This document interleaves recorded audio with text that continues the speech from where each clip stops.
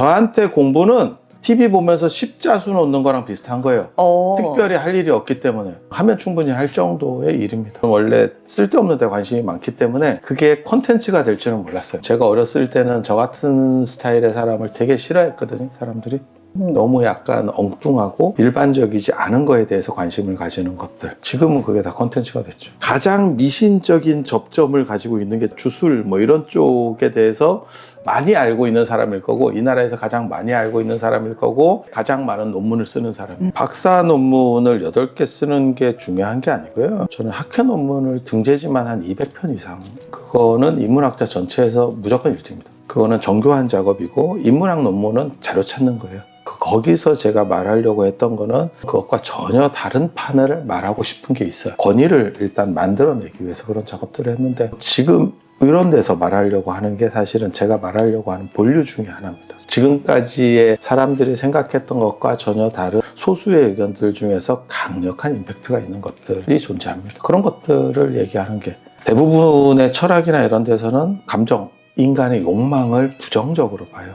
그리고 그것을 이기는 것이, 유교식으로 얘기하면 극기복리의 위인이라고 하는 거고, 나를 이기고 그 다음에 예로 돌아가는 것이, 그것이 인이 되는 거다라고 얘기하는 거고, 성리학적으로 얘기하면 존천리거 인욕이라고 완전함을 보존하고 인욕을 제거하는 것이 성인이 되는 것이다. 그건 불교도 비슷한 얘기를 해요. 계율적인 부분에서 상당 부분이, 명상적인 부분의 상당 부분이 인욕에 대한, 그 감정에 대한 부정이에요. 그것과 다른 철학 체계가 존재하고, 그것이 엄청난 설득력을 가지고 현실적이라고 생각을 합니다. 그리고 그것에 대해서 제대로 주목한 사람이 그렇게 많지 않아요. 그런데 현대에는 그게 맞다라고 생각합니다. 대진이라고 하는 사람, 저는 대진 얘기 되게 좋아하는데, 대진이 뭐라 그랬냐면, 일종의 도덕군자 같이 사는 것은 성인이 나에게 가르쳐 준 것이고, 인욕적인 것, 가장 대표적인 게 식색이에요. 그러니까 먹는 것, 성적인 부분, 이런 것들은 하늘이 나에게 부여한 것이다. 나는 성인을 따르지 않고 하늘에 따르겠다. 이게 인욕긍정론과 관련돼서 되게 중요한 얘기인데, 유전하고도 관련되는 거예요. DNA에 내포된 것들이 사실은 하늘이 나에게 부여한 거하고 비슷한 개념들이에요. 그것을 거스르고 그것을 부정하려고 하는 노력들이 정상화될 수 있느냐?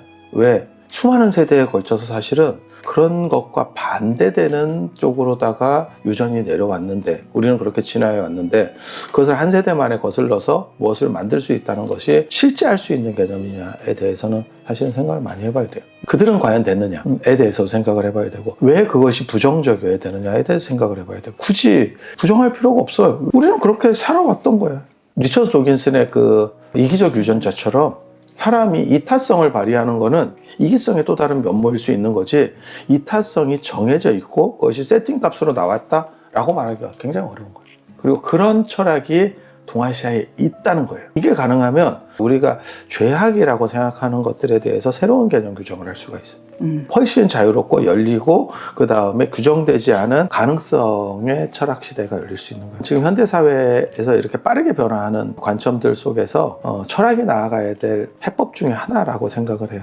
규정되는 게 아니고, 규정을 아예 안 만들면 오류도 없다라고 생각하는 거예요. 이원론적인 문화 배경은, 이 세상에는 이원론 문화 배경과 이론론 문화 배경 두 가지가 있거든요. 인도에서부터 유럽까지는 전부 다 이원론적 관점을 가지고 있어요. 깨어있는 세계하고 매트릭스 세계. 우리는 매트릭스, 꿈속 같은 매트릭스 세계 속에 있는 거예요. 그것은 허상이고 잘못된 거고, 거기서 아무리 좋은 일이 있더라도 그것은 다 고통일 뿐이에요. 그것은 기본 전제 자체에 오류를 범하고 있기 때문에. 그리고 그렇기 때문에 깨려고 노력하는 흐름이 나오고 있는 거고, 깨야 된다라고 얘기하는 게 플라톤으로 얘기하면 이데아의 세계예요. 이데아의 세계.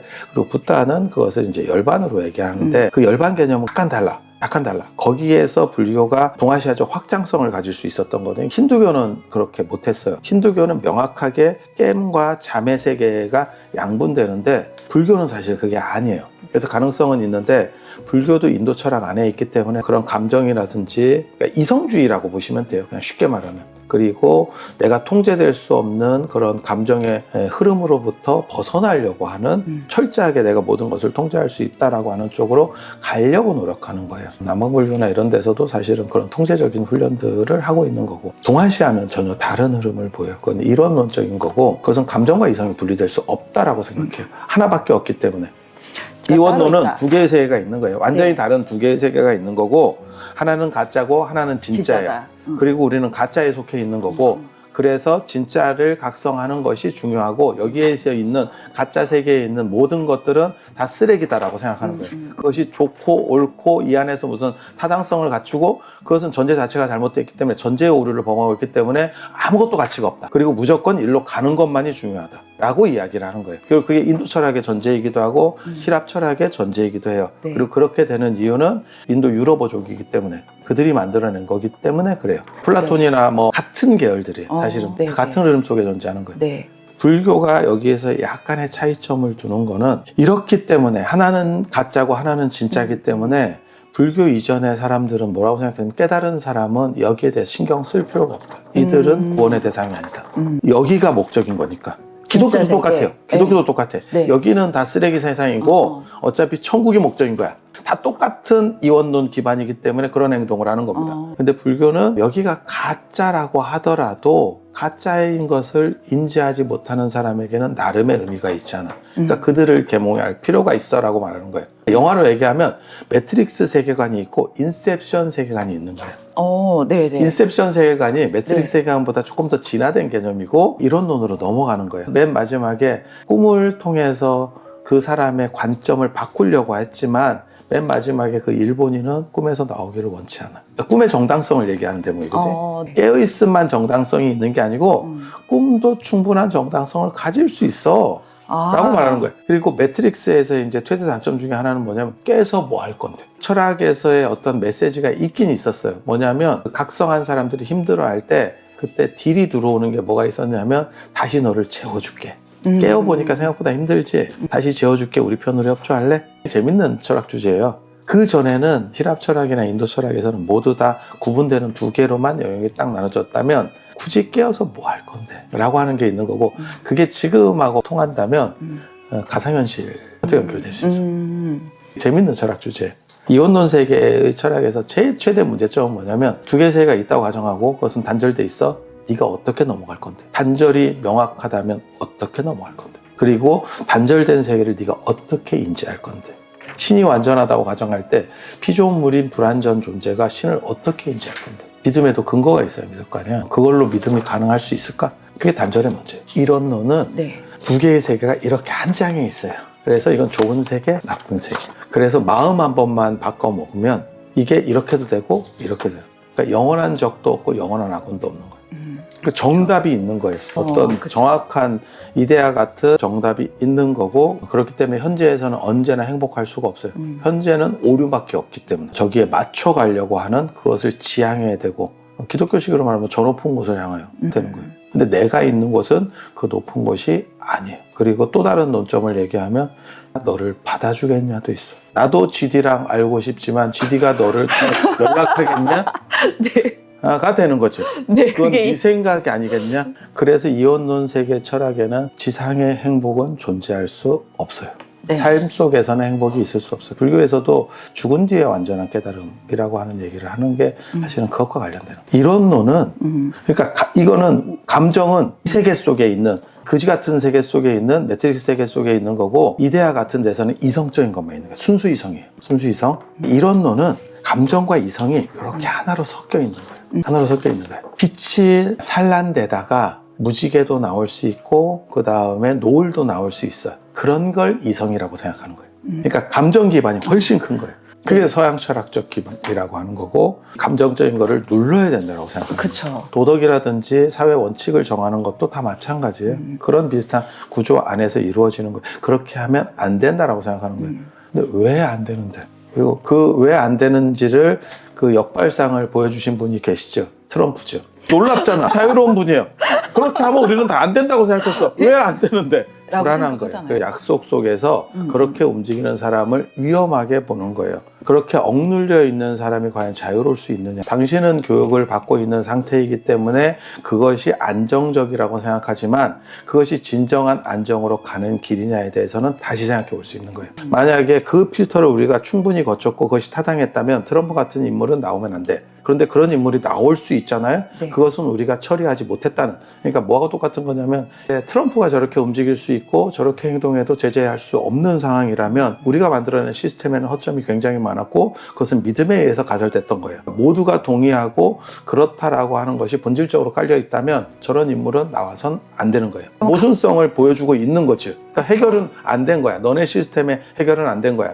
그런데 그것을 인간에게 대입했을 때 인간도 계속 그런 식으로 생각을 하고 있는데 너는 해결되겠냐를 물어보고 싶은 거예요. 묘하게 나름 설득력이 있지. 거울이 사람을 비출 때, 중국 불교에서 하는 얘기예요. 거울이 사람을 비출 때 잘생긴 사람이든지 못생긴 사람이든지 차은우든지 아니면 이상하게 생긴 사람이라든지 집착 없이 그 순간순간에 비춰가면서 변화하는 거지 그것을 끌고 가는 게 아니에요. 도덕적인 것이 그 감정적인 거를 억누르면서 끌고 가는 게 정답이다라고 생각하는 것 때문에 감정과 도덕의 불일치가 일어난다고 생각하는 거예요. 감정 자체가 문제가 있다는 생각을 전제로 깔고 가기 때문에 오류가 발생하는 거예요. 정상적인 흐름이 있고 오류가 있다라고 생각하는 거를 하지 말고 그냥 인생 자체가 다 오류라고 생각하면 돼. 어차피 일회성에는 정답이나 오류가 존재할 수가 없어요. 인생은 대본이 있는 게 아니에요. 거기에 왜 판단을 집어넣어? 먼저 선행해서.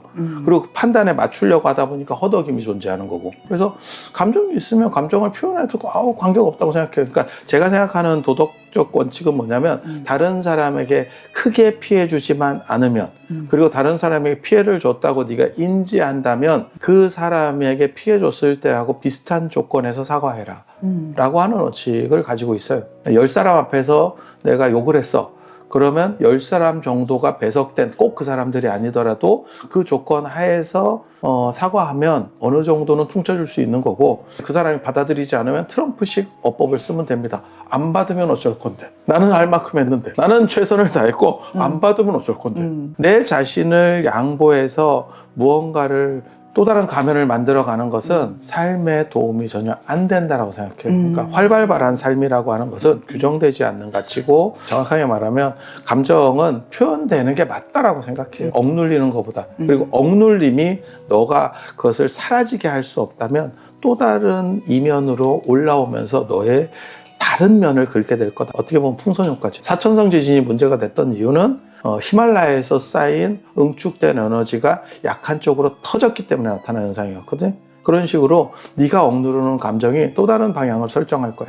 그러니까 네가 아예 해소할 수 있는 시스템을 만들어내지 못했다면 적절하게 분출해. 저 백두산 같이 저렇게 눌려있다가 한 방에 가지 말고 코크를 달아주세요.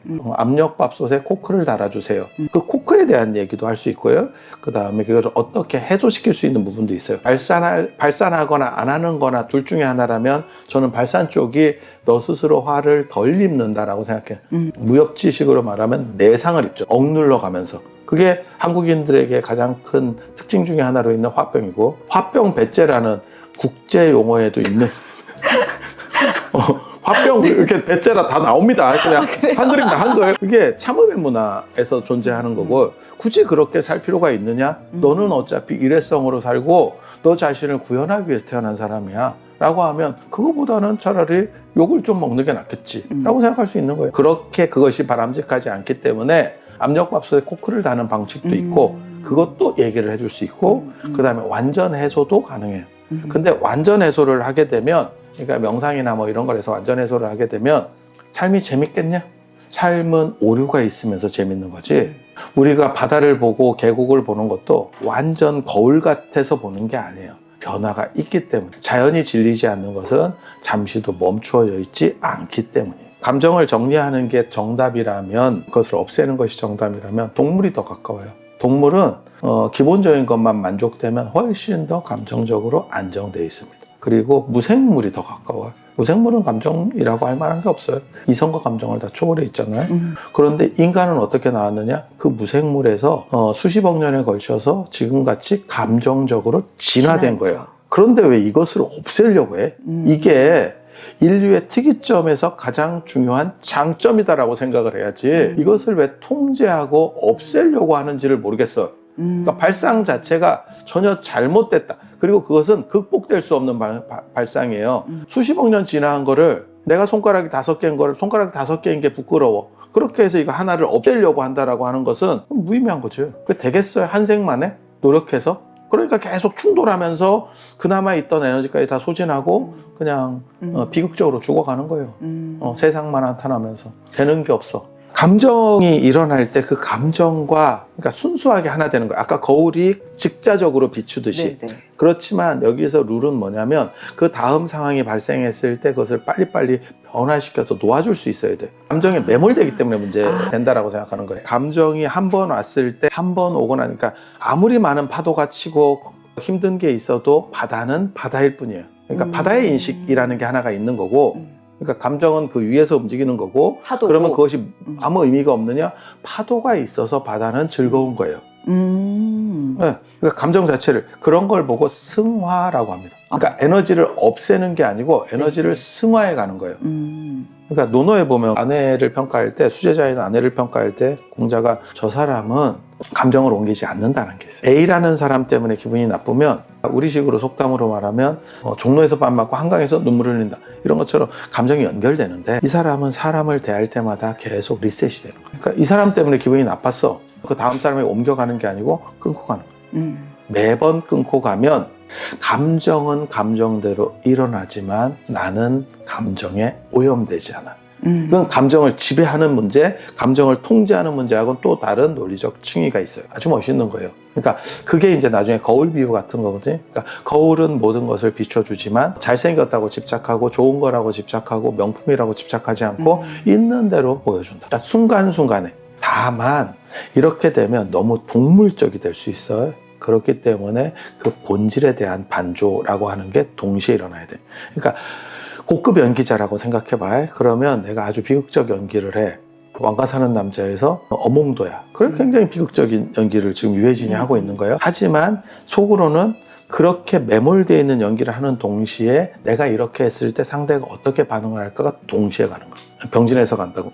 그게 연기 스펙트럼이 넓어지는 거고 만약에 하나에만 매몰돼서 가서 감독이 컷을 했는데도 수고하셨습니다가 안 나오고 잠깐만요. 제가 감정을 좀 추스리겠습니다. 이렇게 하는 거는 제대로 된 배우가 아니에요. 그건 최고급이 아닙니다. 물론 우리 같은 사람들보다 훨씬 더 대단한 배우겠지. 눈물 흘려주세요. 그러면 몇 초 만에 눈물이 나오고 자 닫아주세요. 그러면 닫아주고 그다음 다음 씬은 웃는 대목입니다. 그럼 웃을 수 있어야 돼. 그게 최고의 배우. 감정을 타고 간다라고 저는 개념을 얘기하거든요. 그러니까 감정이 없는 게 아니고 감정을 조절하려고 하는 게 아니고 감정을 넘어서 있는 감정 위에 또 다른 내가 존재하고 있는 거예요. 마치 그 연극 배우나 영화 배우들이 그렇게 행동하듯이 모든 파도는 단 한 번도 동일한 에너지를 가졌던 적이 없을 거예요. 지구의 자전과 공전, 달의 자전과 공전의 힘에 의해서 계속 변동하기 때문에 그리고 그것을 파도를 타는 사람은 그것을 즉각적으로 반응해서 그것을 재미로 느끼지 충돌하려고 하는 게 아니에요. 그러니까 법칙이 대입되는 게 아니에요. 법칙이 대입되면 충돌하면서 결국 무너질 겁니다. 순간적으로 계속 움직이는 거예요. 그게 감정을 타고 가는 거예요. 그러니까 감정이 잃어도 감정이 나를 장애할 수 없다라고 하는. 그러면 모든 감정은 긍정될 수 있어. 그러니까 나는 내가 이렇게 생각하는 게 굉장히 죄스러운 것 같아. 그건 네가 잘못 교육받아서 그래. 잘못 교육받은 데 세뇌돼서 네가 스스로 판단하지 않아도 될 부분을 판단하고 있는 거야. 명상이나 이런 것들이 지금 현재 많은 사람들이 관심을 가지면서 새로운 대세점 중에 한 축을 만들어내고 있다라고 생각을 하는데 명상에는 부작용이 없다. 다 거짓말입니다. 생각을 단시간에 바꿀 수 있다라고 하는 거는 내 생각이라고 하는 내 관점이라는 게 수십 년에 축적된 건데 단기간에 에너지를 만들어서 변화시킬 수 있다라고 하는 것은 무지하게 위험한 방식들입니다. 한의학하고 똑같아. 양인은 특정 성분만 넣기 때문에 양약은 문제가 생겼을 때 우리가 바로 찾을 수 있는데 한의학처럼 저렇게 다양한 풀을 삶아 먹었을 때는 어디가 부작용인지 정확하게 인지 못해서 부작용이 없다라고 판단할 수 있는 거예요. 똑같은 녹용약이라도 뉴질랜드 녹용하고 호주 녹용하고 러시아 녹용하고 중국 녹용하고 우리나라 녹용이 다를 거란 말이에요. 성분이 동일할 수는 없어. 근데 같은 구람을 넣는다고 거기서 또 다른 생리작용이 나오겠지. 양리작용이. 그건 당연한 얘기예요. 그런데 왜 부작용이 없겠어? 표준화가 되어 있지 않은데. 그러니까 그 성분만 추출해서 만약에 녹용 성분의 어떤 부분에 몇 프로를 넣었어 라고 한다면 대화가 되지. 하지만 매번 다른 걸 삶아 먹어. 그리고 그 잡힐 때도 아마 다를 거예요. 10월에 채취되는 녹용. 기후 환경이 다르니까 시기도 다를 거고 거기에서 조금씩 변화들이 다 있겠죠. 이게 어떻게 다 똑같겠어. 그리고 어떻게 부작용이 없겠어. 나에게 긍정적 요소를 작용한다는 얘기는 그만큼의 반대급부도 반드시 존재한다는 거예요. 부작용이 없고 좋은 것만 있다라고 하는 게 뭐하고 똑같은 거냐면, 부작용이 없고 좋은 것만 있으면 채권과 적금입니다. 그것은 큰 변화를 주지 못해요. 큰 변화를 줄 수 있는 거는 당연히 위험 부담도 큰 거예요. 코인일 수밖에 없어. 하루 만에 30%씩 왔다 갔다 해야 제대로 된 야생이죠. 그게 아니면 그만큼을 딸 수도 없는 거예요. 영상에도 다 부작용이 있는 거예요. 제가 장담하건대 다 부작용이 있어. 많은 부작용을 경험해봤죠. 눈도 멀 뻔하고, 지금도 안경을 쓰고 있는 거고, 제가 몸에서 약간 바람이 새는 듯한 느낌이 나는 데도 있고, 기공 같은 경우 잘못했을 때 나타나는 부작용이거든요. 부작용이 위험하다는 걸 알고 있어요. 그래서 제가 뭐라고 얘기하냐면, 오래된 수행법, 어느 정도 임상 검토를 거친 수행법에 기반해서 움직여라라고 얘기하는 거예요. 뇌과학이든 서양의 새로운 명상법이든 다 얘기할 수 있어. 그 정도 실험을 거쳤냐, 안정성을 확보했냐. 쉽게 말해서 인간에게 투여하는 건데, 그것도 정신에 막바로 투여하는 거예요. 몸으로 뭐 먹고 체험하고 이 정도도 아니고, 약으로 말하면 거의 주사예요. 막바로 투여하는데 삼상 실험을 거치지 않은 걸 네가 지금 투여하고 있어. 부작용은 온전히 네 몫이야. 그들은 부작용이 없다고 사기를 쳐. 오래된 수행법을 신경을 써봐야 돼. 윗바사나도 만들어진 지 얼마 안 됐어요.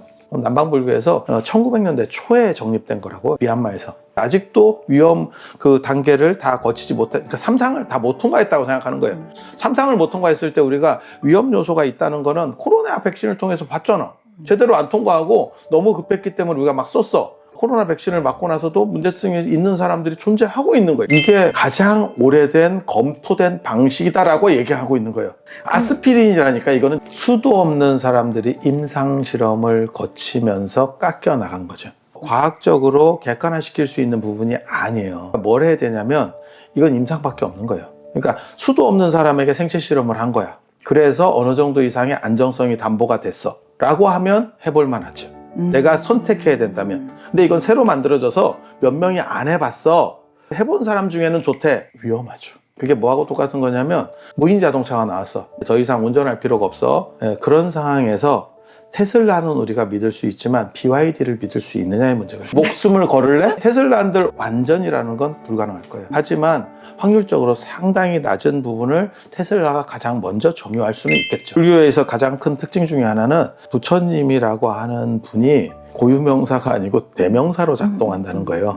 고유명사는 석가모니 부처님, 아미타 부처님, 비로자나 부처님, 이러면 고유명사가 되는 거예요. 근데 붓다라고 하는 것은 깨달은 사람을 지칭하는 정도고, 약간 위키백과 같은 거예요. 그게 기독교하고 다른 점이에요. 기독교는 하나의 단일 세트를 계속 계승하려고 하는 거고, 두산 대백과, 브리터니카 대백까지야. 지금 현대 상황에서는 유효하지 않아. 엄청나게 돈을 들였든 잘 만들어졌든 그거는 인정을 해. 하지만 계속 바뀌어가는 거를 네가 업데이트를 할 수 있냐? 라고 하는 문제가 벌어지는 거예요. 근데 불교는 그걸 처음부터 열어놨어요. 그 개연성을 열어놨어. 그래서 계속 업데이트가 되기 때문에 한글을 쓰는 거예요. 예를 들면 한글 파일, 워드 쓸 때 한글을 쓰는 거예요. 한글을 2026을 쓰면 오류 개연성은 적어. 근데 네가 한글을 2000년 걸 쓰고 있는 거야. 옛날 거. 그러면 너도 문제가 될 수 있어. 불교도 문제가 될 수 있어. 업데이트 잘 된 거 쓰라고. 교조적인 부분을 거부하면서 그런 것들이 들어와도 수용될 수 있도록 한 거예요. 그래서 불교는 퍼지면 퍼질수록 여러 다양한 얘기들이 많이 나오지만 이단이 없어요. 정통이라는 걸 주장을 처음부터 안 세웠기 때문에. 그래서 대장경이 나오는 거고, 기독교는 끊임없이 교황청 같은 경우 계속 이단 논쟁이 나오는 게 뭐냐면 정통을 세워놓은 거예요. 그러니까 다른 얘기를 하면 확장팩을 누가 만들면 그것은 이단이가 되는 거예요. 자기 입장에서 안 맞으면. 근데 우리는 정통이 아예 없다니까, 시작부터. 승단 자체도 그렇게 해요. 너희들이 스스로 결정할 수 있어라. 자등명, 법등명 얘기도 그렇게 나오는 거예요. 그러니까 진리 중심이고 부처님 말씀 중심이 아니고 너희가 결정할 수 있는 것이 우선이 되는 거예요. 상당히 놀라운, 그러니까 지방자치제 같은 거예요, 일종의. 위키백과가 100년이 지나도 나는 타당성이 있다고 생각하거든요. 그런 식 시스템이라면. 그런 전문가들이 서로 그냥 교차 검증하면서, 야, 너 그거 틀렸어. 물론 거기에도 오류 개연성은 있어요. 100%는 없다니까.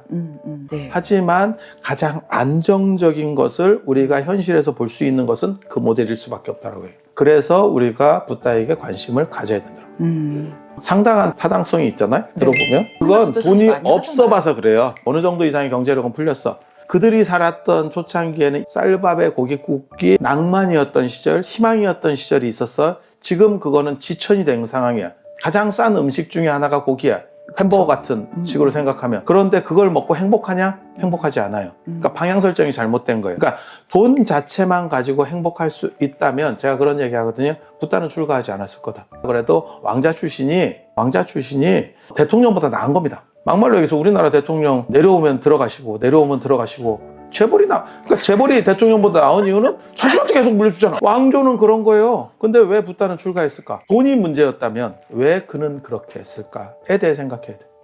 돈으로 해결될 수 있다라고 생각한다면 2세대나 3세대 전보다 훨씬 더 좋은 조건을 가졌어요. 하지만 행복 만족도는 그때보다 오히려 떨어집니다. 그리고 통계에 보면 북한보다 우리가 행복 만족도가 떨어져요. 왜? 그들은 절대적으로 다 못 가진 세대이기 때문에 비교 대상이 없어. 우리에게 있어서 가장 큰 불행을 주는 거는 인스타입니다. 그쵸. 누군가는 명품을 사고 누군가는 놀러가서 오마카세를 먹고 있고 그게 나에게 불행을 주는 거예요. 비교지. 그래서 제가 그런 얘기해요. 박사를 처음 받을 때는 박사만 받으면 대단할 것 같아. 박사 받잖아요. 지천이 박사야. 우리 정도가 되면 박사 받은 놈들을 무시합니다. 공부도 안 하는 것들이 이렇게 되는 거예요. 10억을 가지면 10억 가진 사람들의 그룹으로 게임으로 얘기하면 사냥터가 옮겨진 거예요. 고레벨 사냥터로 옮겨가는 것 뿐이지 거기서도 쩔이에요. 로스쿨 들어가면 뭐 대단할 것 같지? 그거 나와가지고 그 변호사 빨이 하면서 250 받아요. 제 주변에도. 내가 이렇게 살려고 이렇게 했나요? 나이만 먹고 이게 뭔가요? 생각보다 많아요. 그냥 있어요를 얘기하는 게 아니야. 특수경우를 얘기하는 게 아니야. 지금 법학전문대학원 나오면서 계속 그 문제가 터지고 있거든요. 그 얘기 들어보셨을 거예요. 행복에 대한 개념도 행복의 단어 규정부터 사실은 좀 해야 돼요. 행복이 좀 애매합니다. 그래서 모든 사람들이 다 동일 단어를 쓰긴 하지만 다른 가치들을 내포하는 경우들이 많아요. 그래서 그것도 약간 설정값은 다시 줘야 되고 그러니까 알기 쉬운 단어로 애매어를 일단 없애는 게 개념을 명확히 하고 내 스스로 관점을 분명히 하는 데서 굉장히 중요하거든요. 세상이 바뀌었지만 행복 만족도가 분명히 높아졌느냐? 그것은 아닙니다. 물질이 더 발전할수록 그 행복 만족도가 더 떨어질 거라고 저는 생각하거든요. 더 미세한 부분까지도 그전에는 그냥 지나쳤던 미세한 부분들이 불만족으로 다가오기 때문에 지금 언어의 문제에서도 많이 나오거든요. 저희 때만 하더라도 포괄적 언어들이 아주 난무하던 친구 영화에서 김광규가 선생님으로 나와가지고 아버지 뭐 아시노를 싸대기 때리는 것 같은 게 그런 게 존재했었던 거지만 지금은 그것에 10분의 1, 몇십 분의 1만 얘기를 잘못해도 언어폭력으로 나오는 세상이에요. 그러니까 더 예민해졌지. 그리고 그렇게 되면 불만족은 더 높아질 수밖에 없어요. 그래서 제가 뭐라고 얘기하냐면 노안에 그런 걸 비유를 들거든요. 노안인 분들이 제 주변에 많이 있어요. 그런 분들은 자기 집이 훨씬 깨끗하고 자기 피부에 적다고 생각해. 노안 수술을 하는 순간 자기 피부가 더 주름이 많고 집안이 지저분했다는 게 발견되는 거예요. 이게 인식론입니다. 네. 동아시아에서 이론론에서 나오는 마음이 이렇게 바뀌었다 이렇게 바뀌는 거예요. 현상이 바뀌었느냐 현상이 바뀐 것은 없어. 관점이 바뀐 걸 통해서 행복 만족도가 떨어져. 그러면 다시 어떻게 하면 되겠습니까? 눈을 파내시면 됩니다.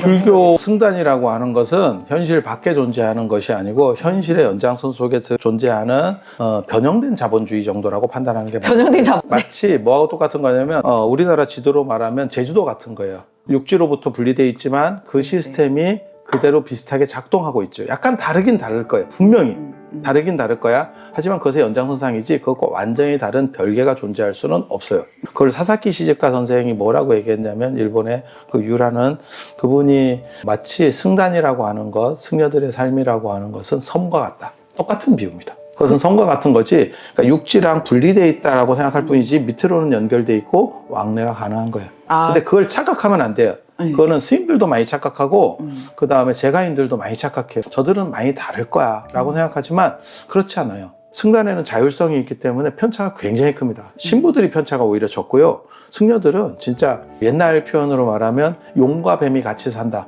그러니까 최고로 대단한 사람까지 같은 공간 안에 존재해요. 편차가 제일 심한 집단이 제가 이렇게 만나보면 정치인을 만나든 학교에 가서 선생님들을 만나든 그러면 편차가 이렇게 고르게 가거든요.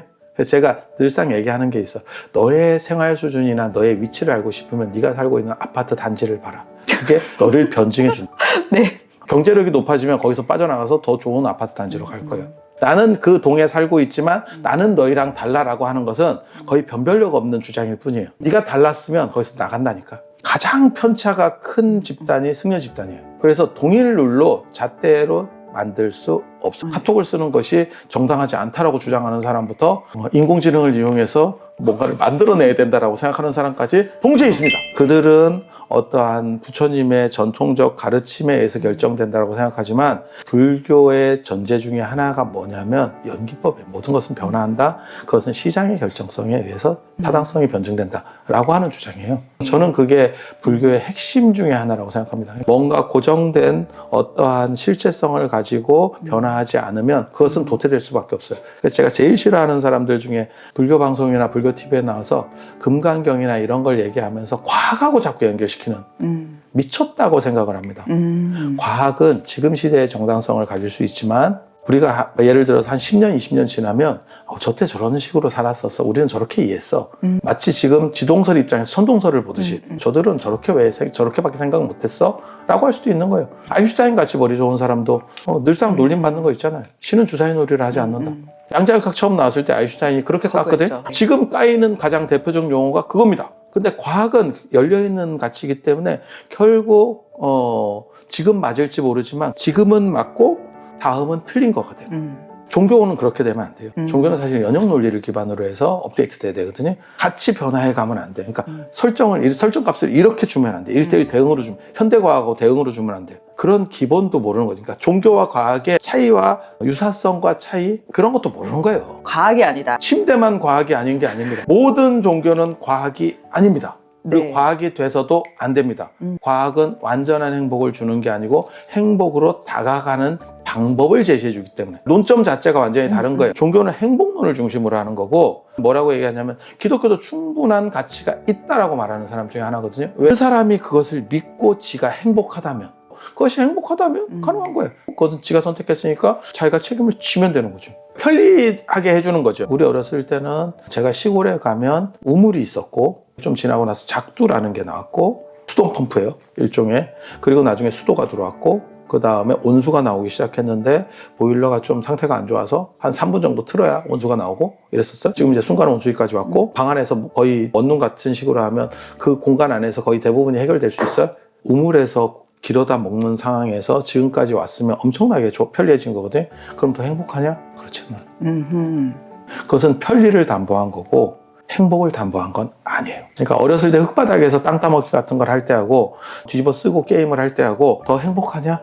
그런 것은 아니에요. 그래서 어른들 같은 경우는 예전에 향수에 대한 생각도 많은 거예요. 물론 그것은 사기 기억일 확률이 많아요. 다시 되돌아가면 굉장히 불행한 거지만 당신이 기억이 윤색되는 과정에서 행복으로 남았을 수도 있어. 하지만 지금이 더 100% 더 행복하다면 그 기억은 소환될 필요가 없는 겁니다.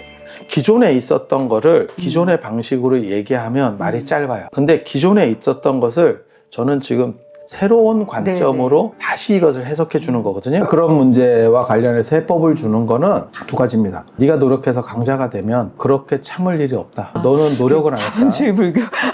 노력을 안 했다. 네가 참을 수밖에 없다면 너는 그것을 받아들여라. 네가 받아들이지 못하는 상황에서 자꾸 불일치를 보이기 때문에 공부는 안 했는데 좋은 직장에는 들어가고 싶은 거야. 너는 지금 백수인 거야. 똑같은 거예요. 네가 노력을 안 해서 쉽게 말해서 좋은 스펙을 못 가졌어. 이 눈에 맞춰서 가. 좀 잔인한 얘기일 수도 있어요. 참을 수밖에 없으면 참아라. 네. 그거를 네가 이해하라는 거예요. 네. 나는 억울하다가 아니고 세상에는 억울한 게 지천이야. 장화홍련만 있는 게 아니에요. 장화홍련이 전 세계에 깔렸어. 그렇게 참고 가는 게 이 세상이에요. 그것은 약자니까 참는 거예요.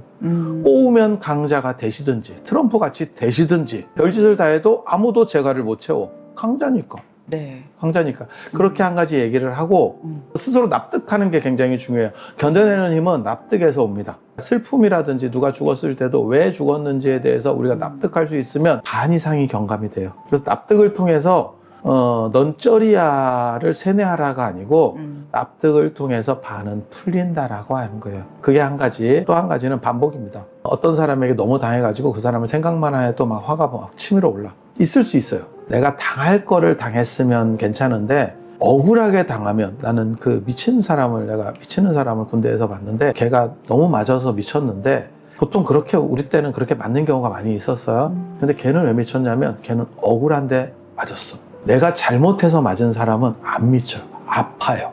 근데 억울한데 말도 못하고 맞으니까 사람이 미치더라고. 그래서 내가 저렇게 미치는구나. 이런 걸 그때 판단을 했었거든요.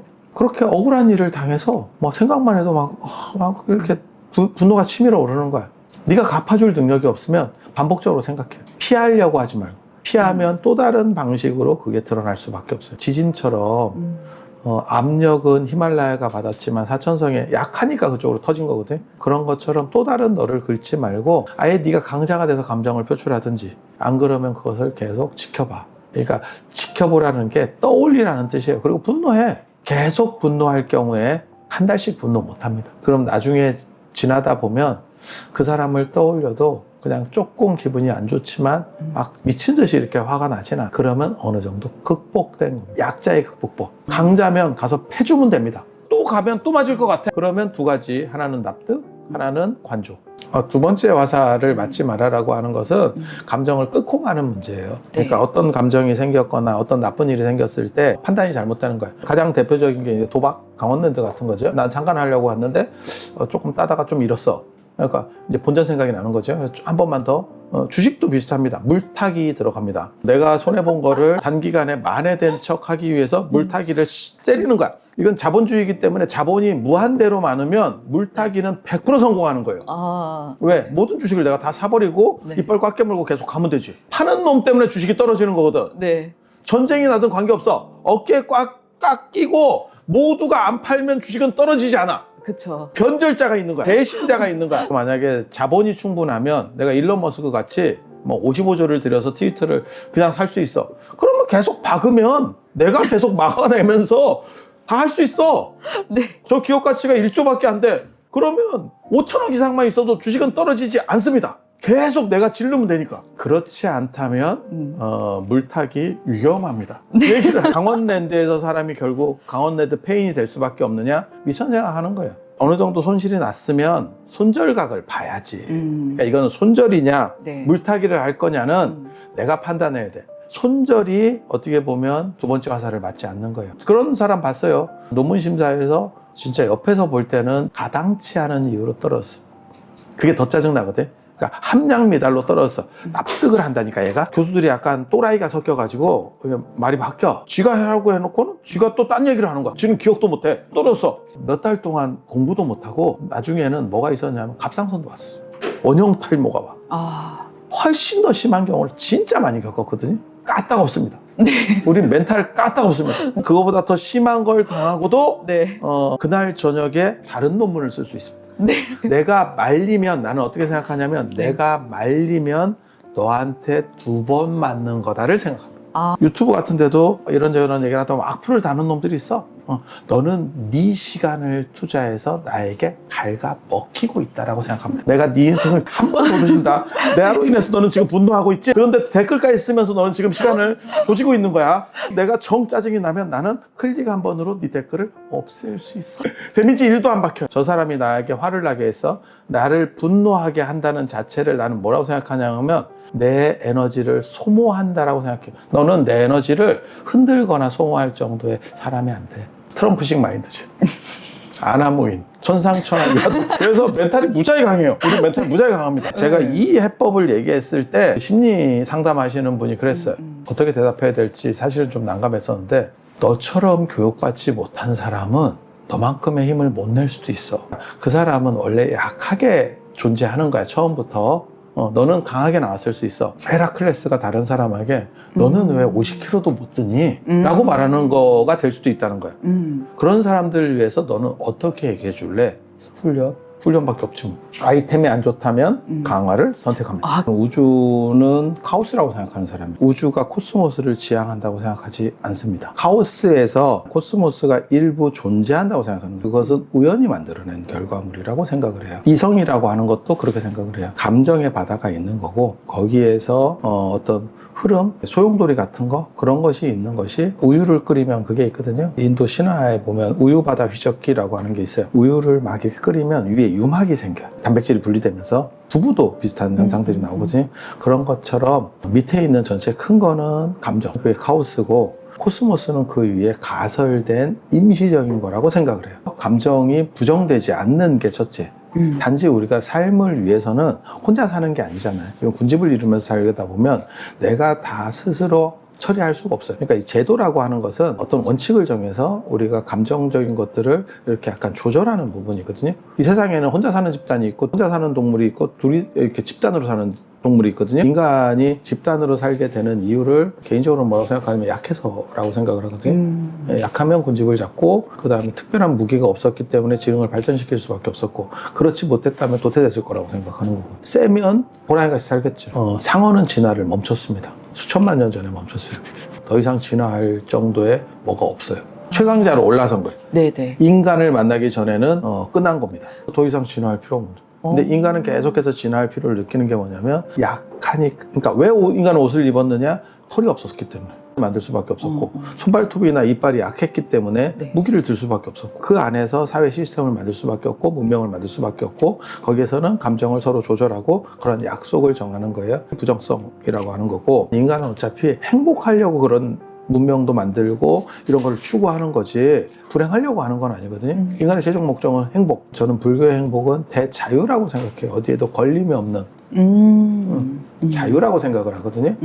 그러니까 속박되고 구속되고 뭔가를 양보해야 되고 그것과 다른 흐름이 감정에 존재하는 거죠. 자기가 행복하려면 그 감정을 억누르지 않고 그것을 잘 발산시키면서 승화시키는 구조가 있어야 된다는 거예요. 우주가 전체가 카오스고 인간은 감정 안에서 있는 동물일 뿐이라면 거기서 이성이 존재하는 것은 감정 안에 이성인 거고 카오스 안에 코스모스 완전한 것은 코스모스가 아니고 카오스가 되는 거고 인간다움은 감정이 되는 거예요. 우리가 과거에 아침에 뭐 했다라고 생각하는 것들이 실제로는 그 아침으로 돌아갈 수는 없기 때문에 현재 기억 안에 있는 아침이라고 판단되는 기억일 뿐이다. 그러니까 엄밀하게 말하면 현재입니다. 한 번 지나간 과거는 되돌릴 수도 없는 거고 다시 확인할 방법은 없어요. 현재 안에서 추산되고 있는 과거에 대한 기억일 뿐이에요. 그것의 본질은 현재입니다. 뭐하고 똑같은 거냐면 감정이 기반이 되어 있고 그 위에 이성이 위에서 군림하는 게 아니에요. 그 안에서 만들어진 현상 중에 하나일 뿐이에요. 그렇게 본다라고 하면 그게 이제 대긍정이 되는 거예요. 네. 감정은 부정될 필요가 없죠. 부정되기 위해서는 부정을 만들어내기 위해서는 긍정이다라고 하는 또 다른 요소가 있어야 되는데 이게 전체예요 라고 하면 대상 자체가 없기 때문에 부정이 안 되는 거예요. 인간의 행복론과 관련해서 무슨 얘기를 하냐면 모든 우리의 삶은 일회성인 거고 시간은 다시 되돌려서 감을 수가 없는 거고 모두 다 언뜻 보기에는 반복적인 것 같지만 실제로는 제가 그런 얘기 하거든요. 모나미 볼펜이 100만 자루가 나왔다고 하더라도 똑같은 볼펜은 존재할 수 없다. 거기에는 위치 차이가 있고 시간 차이가 있고 우리 눈으로는 안 보이는 미세한 플라스틱 차이도 존재할 거라고 생각해요. 일반적으로는 똑같다고 생각하지만 그렇게 세밀하게 보면 다 다를 거라고 생각해요. 모든 다른 것에는 비교가 존재할 수가 없어요. 비교가 존재할 수 없는 것은 그 자체로 완성입니다. 퇴계 율곡할 때 나오는 그런 이기론을 두 가지로 봐요. 이라고 하는 이성적인 부분하고 기라고 하는 이 물질이나 감정적인 부분이 분리되어 있다고 보는 게 있어요. 그러니까 이렇게 되면 이원론이에요. 이렇게 주장하는 사람이 퇴계입니다. 제일 싫어하는 말 중에 하나가 뭐 마음을 내려놔라. 마음을 관조해라. 마음을 비워라. 네. 마음을 챙겨라. 분리되는 게 아니고 통째로 그냥 쓰는 대상이지 마음을 이렇게 하는 거는 정신 분열자들이 나오는 거예요. 그러니까 마음에 대한 기본 개념도 모르는 것들이에요. 그렇게 해서 자꾸 마음을 쪼개버리면 사람이 더 힘들어지는 거예요. 하드웨어로 얘기하면 그냥 통째 하드가 있는 거고 이것에 칸막이를 지르는 작업을 지가 하겠다는 거거든요. 그걸 뭐하러 질러? 그러면 속도만 떨어져. 그냥 하드가 두 개인 게 아니면. 주기론자들, 진짜 기철학하는 사람들은 어떻게 생각하는 거냐면 기 안에 이가 있는 거예요. 감정 안에 이성이 있는 거예요. 그러니까 그 다른 것처럼 보이지만 그것은 하나의 우리의 마음 안에 있는 생각일 뿐인 거예요. 그게 구분되는 게 아니에요. 구분되려면 완벽하게 구분되려면 두 개의 마음이 있어야 돼요. 두 개의 마음이 있는 거는 환자입니다. 왜 지금 사장님이 그런 식으로 생각을 하느냐? 저거는 지식에 의해서 세뇌됐기 때문에 그것은 대척점이 있는 거고 그 하나는 올바른 거고 너는 그것을 통제해야 돼 라고 생각을 하고 있는 거예요. 하지만 그렇게 정해진 것은 없어요. 진화는 그렇게 한 게 아니에요. 그러니까 이성이 먼저 있고 감정이 있었던 게 아니고 감정이 있고 나서 이성적으로 발전해 가는 거예요.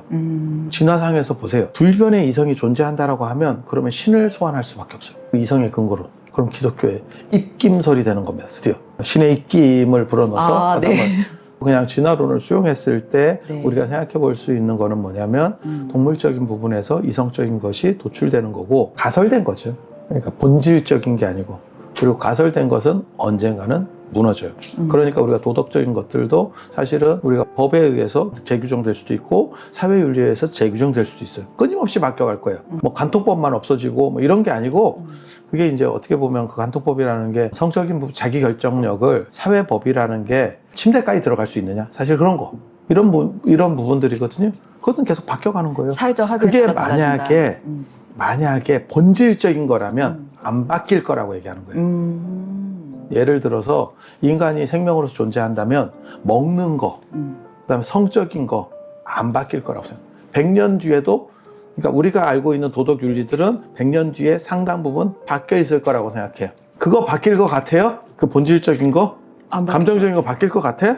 대다수가 그대로 갈 겁니다. 아무리 사회가 발전해도 조선의 임금은 싸고 나서 궁녀가 비단으로 닦아줬어요. 그게 행복이야. 그 당시 사람들의 로망이야. 지금 생각해보면 참 거지 같은 건데 그렇게 했어. 진짜로. 네.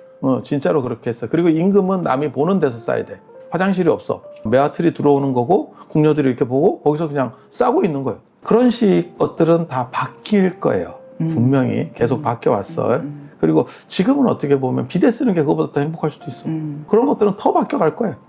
하지만 기본적으로 남 위에 서려고 하고 부리려고 하고, 행복의 두 가지가 있는데 본질적 행복을 말고 현상적 행복은 부리는 사람이 되느냐 부려지는 사람이 되느냐의 차이라고 생각하거든요. 그건 경제력의 문제가 아니고 연봉을 1억을 받든 10억을 받든 부려지는 사람은 불행해. 휘두르는 사람은 행복한 거예요. 그리고 그러한 욕구들은 100년이 지나도 똑같을 거라고 생각합니다. 인간인 이상. 우리가 인공지능으로 대체 뉴럴링크를 해서 뭐 뇌에 뭘 심어서 대체하지 않는 이상은 똑같을 거라고 생각해요. 그래서 제가 무슨 얘기를 하냐면, 천국에 가도 함량미달을 넣어놓은 상황에서는 천국에 가서 불만족은 계속 유지될 거다. 기독교식으로, 그러니까 아편을 투여하지 않는 천국이라고 하는 것은 존재하지 못한다. 왜? 사람은 비교 우위를 통해서 행복한 거지 모두가 가졌기 때문에 행복? 그런 거는 없어. 그래서 저 같은 경우가 올림픽 이런 거 굉장히 싫어합니다. 전 세계 사람을 서열을 매겠다라고 하는 미친 그런 거거든. 그리고 저랑 똑같은 식의 사고를 어디 패턴에서 나오냐면 노자에서 나와요. 노자는 우리가 쩌리일 수밖에 없는 거는 잘난 놈이 있으니까 1등을 조지자라고 하는 철학이 나옵니다. 1등만 없애면 꼴등일 필요가 없다. 그거는 폐쇄적인 집단에서 동아시아가 약간 폐쇄적이었기 때문에 그래요. 그러니까 유럽처럼 막 경쟁하던 구조가 아니고, 동아시아는 왜 몰락했는가를 얘기할 때 중국의 비중이 너무 컸고, 그러니까 중간에 산맥들이 좀 많았으면 유럽처럼 쪼개질 수밖에 없는데, 평지적인 부분이 많아서 하나의 큰 단일체가 있었고, 그들은 외부 위협이 없었기 때문에 안정을 추구했지 발전을 추구하지 않았다. 그게 동아시아가 결국 유럽에 몰릴 수밖에 없었던 이유다라고 얘기를 하거든요. 이제 여러 가지 판단들이 있을 수 있는데 저는 그렇게 설명을 해요. 노자 철학이나 이런 거는 작은 데서 나타날 수 있는 거고, 서로 발전한다는 게 아니고 행복이라고 하는 만족 조건을 더 우선시하는 철학책이에요. 전 세계적인 변화 중에 하나가 뭐냐면, 예전에는 지역 패권자들이 있었다면 지금 전체가 다 먹는 거예요. 자율주행을 아마 완성하면 테슬라가 전체 시장을 다 먹을 거라고 생각해요. 조금이라도 위험도가 높은데 자기 생명을 걸 사람은 없거든. 그러니까 2등은 다 죽고 전체를 다 먹는 거. 구글이 다 먹고 엔비디아가 다 먹고 지금 다 먹는 거예요. 그러니까 1000조, 2000조 기업이 막 나오기 시작하는 거거든요. 이렇게 혼자서 다 먹는 시대에 대다수는 불행해지는 거예요. 근데 지금 현대사회도 마찬가지예요. 우리가 살고 있는 지금 이 나라도 마찬가지예요. 몇 명은 뜨는 거고, 그러니까 아이돌도 마찬가지죠. 차은우 200억 세금 부럽죠? 얼마를 벌었으면 네. 세금만 200억. 대부분의 지망생들이나 거기서 활동하는 분들은 최저생계비 이하인 경우도 굉장히 많을 거예요. 그래서 그런 사람들, 그 다수를 위한 행복 코드는 뭘 줄 거냐, 경쟁이 과연 맞느냐에 대해 생각해 봐야죠. 그리고 아까도 제가 말씀드렸지만 잘 살아보세요 그렇게 뛰어서 잘 살게 됐어. 그분들이 그럼 행복하냐? 에 대해서 생각해 봐야죠. 더 이상 성장 주도형의 국가 시스템이 작동하지 않을 때는 노자 철학은 상당히 매력적이에요. 3S 얘기할 때 그런 아편보다 새로운 아편입니다. 새로운 아편. 네. 행복이라는 아편이에요. 강화는 1차적으로는 설득이에요. 자기 설득. 그러니까 이해죠, 이해. 저는 공부를 되게 못했거든요. 집에서 되게 싫어했는데 저희 형들은 공부를 되게 잘했어요. 저희 형들이 고려대 경제학과 경영학과를 가서 굉장히 공부 잘한 거예요. 서울대 법대를 가거나 이 정도는 아니지만 인문대 쪽에서는 상당히 잘하는 쪽이에요.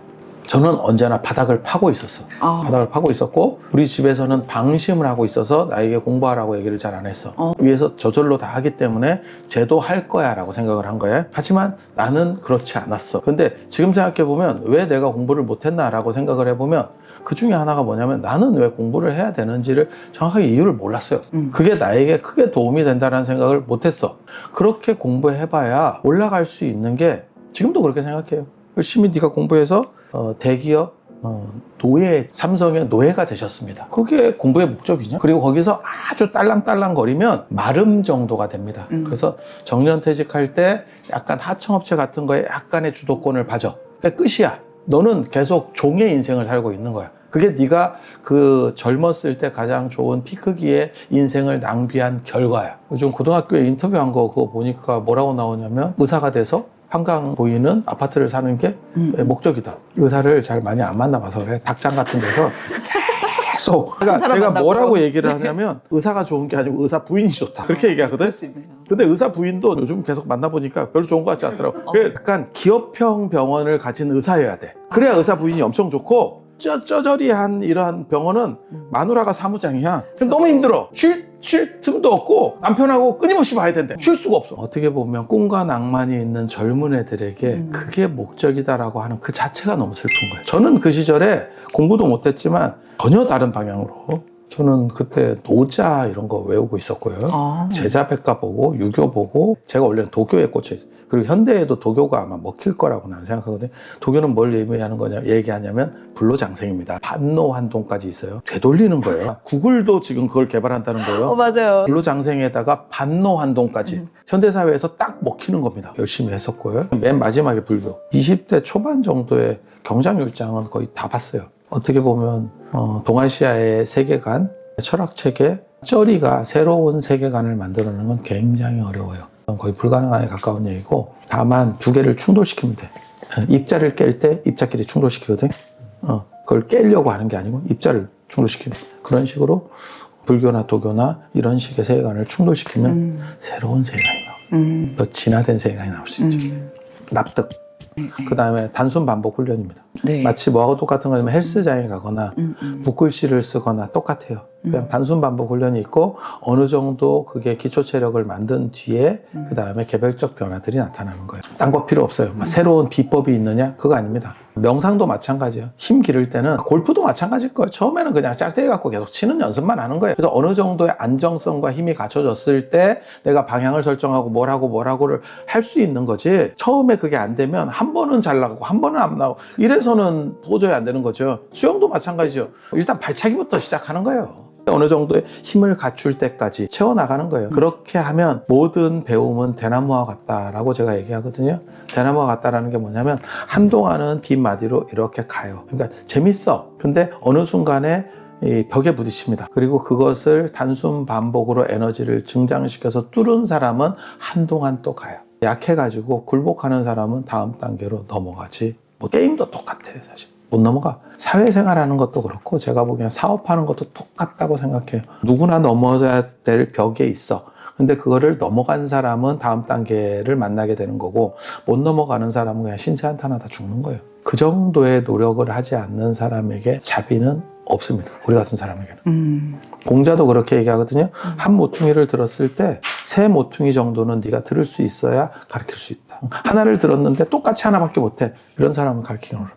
그게 집중훈련일 수도 있고 이완훈련일 수도 있고 관조훈련일 수도 있고 기도일 수도 있어요. 저 같은 경우는 연세 드신 분들에게는 사경 같은 거, 사경은 베껴쓰기예요. 기도문, 그러니까 뭐 금강경이면 금강경, 이 같은 경전들을 계속 읽거나 들으라 그래요. 같은 시간대, 동일한 시간대 하는 게 훨씬 유리합니다. 동일한 시간대에 했을 경우에는, 동일한 시간에 동일한 패턴을 했을 경우에는 몸이 그것을 미리 준비해요. 이 시간에는 이렇다. 마치 우리가 계속 똑같은 시간에 밥을 먹으면 배가 고프듯이 준비를 하고, 그리고 그것은 힘들다고 생각을 안 해요. 그러니까 같은 시간에 일어나는 사람은 일어나는데 힘들지 않아. 근데 매번 다른 시간에 일어나는 사람은 일어날 때마다 힘들죠. 더 초월적인 얘기를 하면 일어나는 세팅 값을 안 주고 나는 내 뜻대로 일어나겠다라고 얘기하면 그렇게 될 수도 있어요. 그러면 그 사람은 매번 일어나는 게 안 힘들어. 조건 속에서도. 내 통제력이 어느 정도 이상 먹히는 거예요. 그러니까 단순 반복을 통해서 에너지를 키워서 약속을 하는 거하고 내 의지가 강하면 아예 그걸 풀어줘도 내가 그때마다 설정값을 줘도 얘가 반항하지 못한다고. 내 정신이나 육체가. 그게 어떻게 보면 최고 단계예요. 그러면 마음먹은 대로 행해도 뜻에서 어긋남이 없고 걸림이 없을 수 있다. 추사가 뭐라고 얘기했냐면 나는 수백 자루의 붓을 몽당붓을 만들었고 계속 써서 돌에다 썼을 거예요, 대부분. 종이에 쓰면 감당이 안 되거든요. 그래서 옛날에 돌에다 쓰는 경우가 많아요. 물 묻혀가지고 벼루를 20개를 구멍을 뚫었다. 갈아가지고 그 다음에 나오는 게 추사체예요. 그러니까 예서, 행서, 해서, 초서를 다 한 뒤에 추사체가 나오기 때문에 추사체를 대단하다고 하는 거지. 우리 같이 그냥 개발세발로 이렇게 해서 옛날에 중광 스님 그림 그리듯이 기본도 안 된 상황에서 막 그려놓고 이거 멋있지 않아요? 한국의 피카소 아니에요? 피카소는 젊었을 때 그린 그림을 보면 엄청나게 정밀하게 묘사해서 잘 그리는 사람입니다. 뒤에 자신을 해체하면서 추상으로 가는 거지 처음부터 개발세발 그려서 계속 그랬던 게 아니에요. 세상은 그렇게 막 녹록하지 않아요. 그거는 단순 반복이고 엄청난 훈련의 결과물이에요. 그거는 누구나 고통스러워요.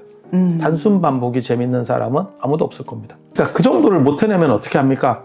제일 중요한 건 납득이에요. 그러니까 얼마나 그런 문제가 많았으면 예전에 그 컨디션 선전할 때 모닝캄이구나. 사표를 날려라 내일 아침까지만. 얼마나 짜증나면 그런 광고 문구가 있겠어요. 얼마나 짜증이 났으면 주어진 조건에 대한 부분을 이해하고 납득하는 게 제일 중요해요. 그래서 내가 참을 수밖에 없다면 참아야 되는 거고 부당하다라고 생각하면 병이 나는 거고 문제가 생기는 거고 참으면 반은 해결돼요. 정 못 참겠으면 참음이 기본이 된 상태 못 참겠으면 다른 방법을 이직을 강구하든지 레벨업을 강구하든지 그리고 그런 것도 움직이기도 싫고 그런다면 그냥 계속 참는 거예요. 많은 사람들이 욕망 때문에 자신을 막 들볶잖아요. 욕망에 매몰되면 짐승이 되는 거예요.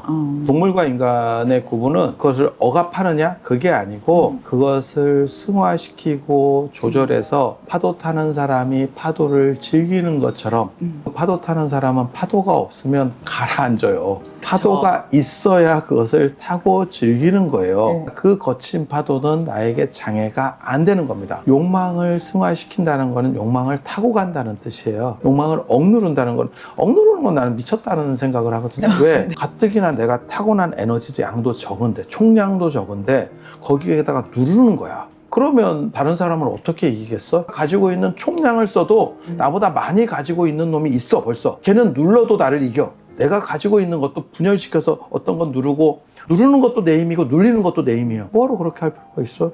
그거를 잘 쓸 수 있게 승화라는 개념인 거예요. 서로 충돌하지 않게. 우리 선생님이 그런 말씀 하시거든요. 도교 하시던 선생님은 옛날에 도가 하시던 사람. 중국 영화에서 그런 거 많이 나와요. 무협지 같은 데서 접시 같은 거를 막 던져. 접시를 던지면 받는 게 아닙니다. 받는 게 아니고 상대방이 물그릇 같은 걸로 받아. 그러면 접시도 안 깨지고 피하는 거나 이런 게 아니야.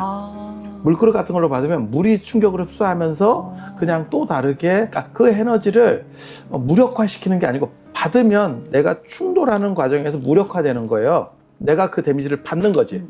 그게 아니고 물을 통해서 끌어들여서 쉽게 말하면 물그릇 같은 걸로 끌어들이면 그 에너지는 그냥 사라지게 되는 거야. 감정이 나에게 존재하지만 나에게 데미지를 못 준다. 비껴간다라고 하는 개념인 거거든. 노자에서는 뭐라고 얘기하냐면 물은 바위나 이런 것들과 다투지 않는데 끊임없이 흐를 수 있고 맨 마지막에 바다가 가장 크고 깊을 수 있는 것은 그것이 낮기 때문에 그런 거고 그것이 자신을 내세우지 않기 때문이라. 양보하는 것이 곧 양보는 아니에요. 그러니까는 이등주의라는 게 있어요. 영철보신, 불가미 천하선이라고 하는 건데 이등주의라는 게 있거든요. 이등은 지금 대통령이 올라갔잖아요. 다음에 잘못해가지고 지금 여당이 대통령을 배출 못하면 들어갈 겁니다. 들어가겠죠. 상황이. 대통령만 안 하고 예전에 그 김종필 총리 같이 꾸준히 갑니다. 꾸준히 갑니다. 대통령만 못했지 정권이 여러 번 바뀌어도 계속 총리를 했어요. 그게 오히려 옳은 거다라고 말하는 게 도가예요. 꼭 1등을 해야 맛이냐? 1등하고 가는 거보다 주역으로 말하면 항용유예라고 하는 거예요. 끝까지 올라간 용은 쪽팔림만 남는다. 욕망에 대한 통제라고 하는 것도 내가 굽혀서 양보하는 것이 아니고 그것이 더 나에게 이익이 되기 때문에 그러니까 참는 것도 그런 거예요. 대부분 지면 지는 거예요. 그런데 방어 기제를 형성을 해야지. 그래야 자기가 안 미치니까. 어떤 식으로든 중학생 담배 피는데 한마디 했다가 두드려 맞았어. 참은 거다. 참은 거다로 생각해야지. 강자는 자기 하고 싶은 대로 하는 사람이고 네. 네가 그 정도 능력도 안 되고 노력도 안 할 거면 참아야 되는데 그냥 참으면 미치니까 납득할 수 있는 구조를 만들어라라고 하는 거예요. 아니, 정신승리 일단 아닌가요? 내 데미지는 줄여야지. 펀치가 안 날라오게 할 수는 없고 펀치가 날라왔을 때 얼굴에 이런 바세린 같은 걸 많이 발라서 밀려가게 해라. 안 맞는 게 아니고 밀려가게 해라. 저는 강자 철학이에요. 그 강자는 나중에 뭐가 있냐면 집단 안에서의 강자가 아니고 유일성이라는 걸 제가 강조하거든요. 유일성은 본래 강자예요. 본래 강자. 네. 이 세상에 나는 아무리 우주가 넓어도 나랑 똑같은 건 없어. 나는 하나밖에 없기 때문에 하나밖에 없는 거는 비교 대상이 아니라니까. 그리고 그것은 훼손 가치가 아닙니다. 유일성. 그게 존재로서의 강자라고 네. 하는 거예요. 우주는 나를 중심으로 돌기 때문에 내 마음이 우주가, 우주가 내 마음이다가 돼버리기 때문에 스트레스를 안 받게 되는 거고 스트레스에 거리가 없어. 바다로 얘기하면 밑에서 흐르는 흐름이 하나가 있는 거고 실제로 있습니다. 지하에서 흐르는 흐름이. 그리고 위에 현상적으로 파도가 있는 거예요. 그리고 행복론에서의 가장 중요한 것은 이 파도를 정지시키는 게 아니고 이면에, 그러니까는 바닥에서 흐르는 그 흐름 속에서 현상을 보면 현상은 즐거움일 뿐 나에게 장애가 되지 않는 거예요. 연극과 같은 거고 네. 연극 배우나 영화 배우에서의 영화와 같은 상황이 돼요. 밑으로 완전히 내려가 버리면 유해진이 웃기는 역할을 하든 저렇게 슬프고 비극적인 역할을 하든 돈을 벌어주는 행복 코드인 거예요. 전체가 행복인 거야. 나는 희극 역할만 할 거야. 비극은 별로 안 좋아 라고 말하는 것 자체가 쩌리들의 판단인 거예요. 논리적 층위를 밑으로 끌어내리지 못한 사람들의 현상적 판단인 거예요. 자본이 필요 없이 행복할 수가 있다가 아니고 자본도 필요하고 하지만 그 자본만으로는 완전한 행복에 도달할 수 없다라고. 갖출 수 있으면. 없으면 달팽이 같이 들어가서 네. 자기 방어 기제를 철라지망을 피고 있는 거고 동시에 두 개를 다 해야 돼. 아무리 권력이 강해도 내려갈 날이 트럼프들 몇 년 남았겠어. 내려갔을 때 네가 어떻게 할 건데? 휘두른 과보가 들어오겠지. 그래서 그 두 가지를 다 해야 돼. 그러니까 내가 잘 나간다 그래서 이게 필요가 없는 거냐? 이 본질적 행복이라고 하는 게 필요가 없는 거냐? 아니에요. 현사적 행복은 차등에서 나오는 거고 그래서 돈 없이 행복할 수 있다. 그거는 자본주의라고 하는 것을 이해하지 못하는 사람들. 그리고 그런 사람들의 대부분은 사기입니다. 그러니까 명상센터가 그런 사기들을 잘 쳐. 그럼 너도 돈을 받지 말든가. 돈을 안 받으면 명상센터 안 할걸? 종교인들의 일부 이상주의자들이 대부분은 다 종교인들도 제가 본 종교인들은 현상적 판단을 하는 사람이에요. 그냥 그렇게 아는 것처럼 가면을 쓰고 있는 것뿐이고 일부 이상주의자들이 그런 본질적 판단을 하려고 노력해. 하지만 분명한 건 그 사람도 누군가 밥을 갖다 줘야 먹더라는 거예요. 그 본질적 판단으로 네가 밥 안 먹고 영구적으로 아크 원자로를 만들어서 네가 자가 발전을 할 수 있느냐? 없더라는 거예요. 그래서 너는 아무리 이상을 얘기해도 자본주의 안에서 완전히 벗어날 수는 없어가 되는 거예요. 예전에 제가 다른 책 쓸 때 그 얘기했거든요. 힐랍 철학자 중에 철학이 돈이 된다라고 말하는 사람이 있었어. 그러니까 그걸 어떻게 변증할래? 라고 하니까 그 사람이 결국 자기 지식을 이용해서 기후를 예측을 해요. 그래서 그게 포도나무를 이제 수확을 하고 이런 걸 가지고 돈을 벌면서 자기를 증명하거든요. 근데 분명한 건 내가 여러 가지를 할 수 있다면 내가 능력자야. 돈은 왜 거기서 배제돼야 되지라는 게 있는 거예요. 돈에 대해서는 그 능력이 발휘가 안 돼. 네. 라고 하면 너는 다양한 능력이 없는 거야. 부처님의 부자 수업이라는 것도 있거든요. 그 책도 있었어. 부처님은 불교를 믿으면 잘 살게 된다라고 얘기해요. 올바른 판단을 하기 때문에. 보시를 하는 이유도 단순히 저 사람을 위해서가 아니에요. 그렇게 하면 내 평판이 올라가. 이기적 유전자 같은 거예요. 그러니까 제가 그런 얘기 하거든요. 유재석이 꼭 선한 사람이냐? 에 대해 생각해 봐야 된다. 유재석의 그러한 행동으로 인해서 유재석은 더 많은 이익을 보고 있지 않다. 그러니까 또 다른 방식의 이익 추구라고도 볼 수 있다. 그래서 그렇게까지 막 머리를 써서 계산했을 거라고 생각하지는 않습니다. 하지만 봤을 때 차은우 같은 방식이 조금 더 돈을 절약하려고 하는 방식이 결국은 자기 황금알을 낳는 배를 거의를 가른 거예요. 올바른 판단이라고 하는 것은 자기 감정은 있지만 감정에 매몰되지 않는 게 굉장히 중요하다니까. 그게 판단력을 유지시킬 수 있는. 바둑까지나 장기 둘 때 그런 얘기를 해요. 옆에 있는 사람이 한 급이 높다. 이유가 뭐냐면 이 사람은 같은 급수야. 3급, 3급, 3급인데 우리는 작전을 쓰고 있단 말이에요. 두는 사람은 이렇게 얘를 후려서 이렇게 올감해야지라는 생각을 하는 거야. 거기에 빠져서 마치 도박하는 사람이 한 번만 더 걸면 터질 것 같은 그런 생각을 하듯이 얘는 오류를 범한다고요.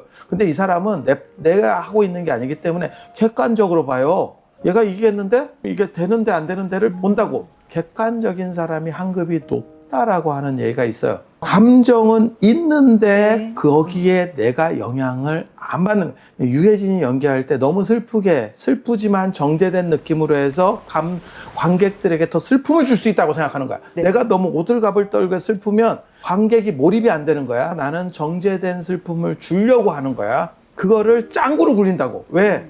그게 나에게 돈이 되기 때문에. 그게 나에게 돈이 되는 거죠. 올바른 판단을 했을 경우에는 내가 가지고 있는 최대치를 활용할 수 있다는 거예요. 그 이상을 활용할 수 있느냐? 아니에요. 공부 못하는 사람이 올바른 판단을 한다고 해서 1등을 할 수 있는 건 아니에요. 올바른 판단은 그 주어진 조건 안에서의 가장 타당한 정도 효율성이 높은 거라는 거지. 컴퓨터를 쓰다가 청소하는 프로그램들을 돌리잖아요. 컴퓨터의 용량 안에서 환경 안에서의 효율성을 강조하는 거지 비싼 컴퓨터를 이길 수 있느냐? 못 이깁니다. 비싼 컴퓨터에 정리가 안 된 게 너무 많아도 싼 것보다는 훨씬 좋아요. 그걸 따라갈 수는 없어. 하지만 내 최대치를 끌어서 쓸 수 있다는 거는 내 삶에 있어서 주어진 조건 안에서의 최대한 행복 만족도를 끌어올릴 수 있다는 게 되는 거죠. 부자가 될 그나마의 가능성이죠. 도시라고 하는 게 평판도 올라가고 그게 공덕이 된다라고 생각을 하는 거예요. 뭐하고 관련되는 거냐면 그전에는 신과 인간의 관계, 그래서 신에게 무엇을 바친다는 개념이었고 불교는 신에 대한 부분을 탈락시켜버려요. 빼버려요. 그래서 인간과 인간의 관계에서 인간에 대한 쉽게 말해서 영향력을 어떻게 키울 수 있는가에 대한 부분도 있어요. 그 안에. 영향력. 그게 보시라고 하는 거예요. 맞는 것 같아요.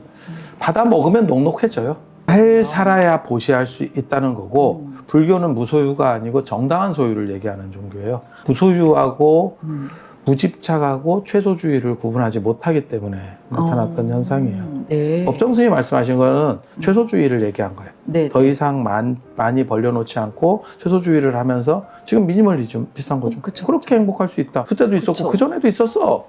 유생들이 그냥 가난하게 청빈하게 행복 그 얘기도 똑같은 거예요. 아무것도 아니야. 그런 거를 가지고 대단하다고 말할 수 있는 사람은 아무도 없어. 무소유는 알몸으로 나와서 알몸으로 가는 걸 무소유라고 하는 거예요. 그게 자인학교입니다. 진짜 벗고 다닙니다. 박애주의자지. 모든 사람에게 보여주겠다. 거기서 부처님이 그 얘기를 해요. 보기 싫은 사람도 왜 봐야 되냐? 바바리맨의 오류죠. 성추행을 하는 것도 아니지만 보여준다는 게 범죄가 되는 이유는 볼 게 없는 거예요. 볼 게 없는 사람이 보여주니까. 그래서 부처님이 뭐라고 말씀하시냐면 옷이라고 하는 것은 단순히 소유의 문제가 아니고 상대에 대한 예의의 문제도 존재한다. 그렇기 때문에 결혼식장에 갈 때 옷하고 장례식장에 갈 때 옷하고 면접 보러 갈 때 옷이 다른 거예요. 거기에 아무렇게나 입고 가진 않아. 다 거기에 맞는 거예요. 그래서 저들은 무소유에 매몰된 사람이라고 비판하는 거예요. 불교는. 네. 불교는 무집착이에요. 정당한 소유를 정당하게 가지고 있다가 그것을 누리다가 거울이 사람을 비추다가 다음 사람이 나오면 다른 걸 비추듯이 그냥 떠나는 거예요. 이거는 아마 유목문화와 관련됐을 거라고 생각해요. 유목문화가 무집착이 생각보다 많아요. 저 같은 경우도 물질에 대한 집착이 상대적으로 적어요. 이유가 뭐냐면 제가 사는 공간이 일주일에 한 서너 군데 돼. 유목문화입니다. 현대 유목민. 그러면 어디에 네. 무엇을 쌓지를 못해요. 그쵸. 네네. 네. 그래서 유목문화에서 나오는 흐름 중에 하나가 뭐냐면 가지고 다닐 수 있는 재산이 무엇이냐가 중요해요.